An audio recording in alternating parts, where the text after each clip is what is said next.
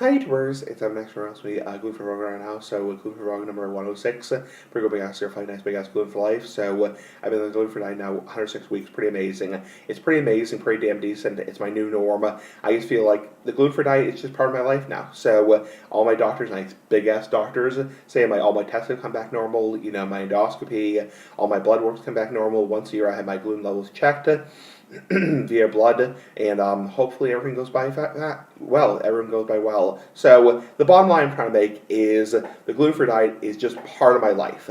It's like, you know, and I'm not going to live like under a rock and not go to like a restaurant. Like I went to a restaurant a few weeks ago with my dad, his big ass dad. It's like, you know, some people who are celiac disease, you know, totally avoid the whole like restaurant buffet thing because of cross contamination issue. I've talked about this before on my channel. I'm not going to repeat myself. It's like, you know, I'm going to do my damnedest, my darndest, you know, to avoid, you know, cross contamination. Obviously, like I said before, you get the point.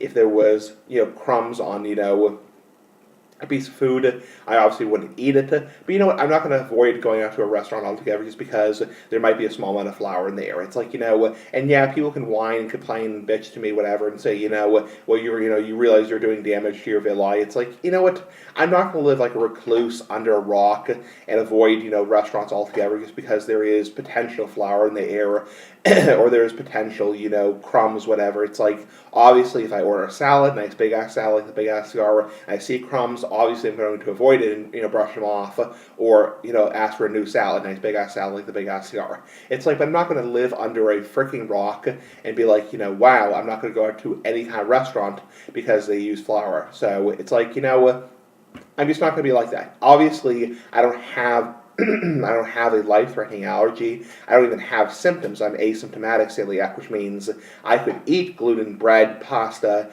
and not have any symptoms. You know, it would do damage to the villi, but I wouldn't have any symptoms.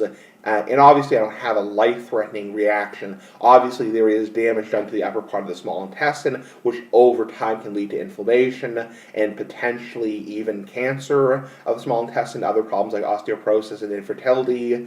But, you know, it's not like, you know, if I eat one crumb of gluten, I'm going to burst on hives, stop breathing, have to be stabbed with EpiPen. So, you get the point. I'm going to get off my soapbox. Bye, big ass scarf life. Bye.